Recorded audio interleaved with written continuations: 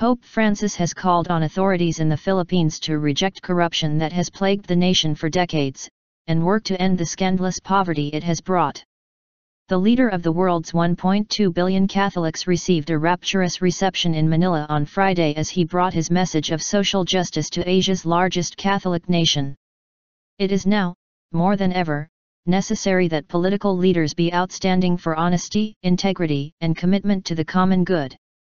Pope Francis, head of the Catholic Church.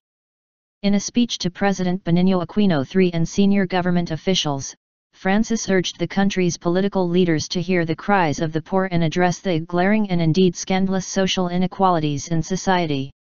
It is now, more than ever, necessary that political leaders be outstanding for honesty, integrity, and commitment to the common good, he said. He challenged Filipinos at all levels of society to reject every form of corruption which diverts resources from the poor, and to make concerted efforts to ensure the inclusion of every man and woman and child in the life of the community. Receptive message. The 78-year-old's message will likely resonate in a country where, according to government statistics, nearly a quarter of the Philippines' 100 million people live on just over $1 a day. Corruption is the #1 news in the Philippines these days, so it was a good message, Christopher Ladios, a 40-year-old traffic enforcer told the Associated Press news agency.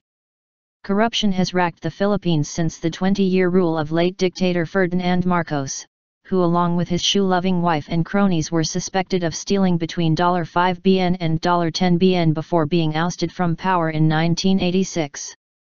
Francis also urged priests and bishops to reject materialism and embrace lives of poverty.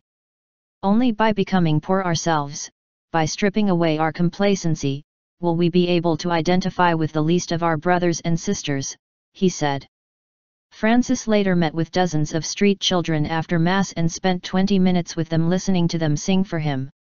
On Saturday, Francis will travel to the central Philippines to comfort survivors of the 2013 Typhoon Haiyan, which left more than 7,300 dead and missing and leveled entire villages.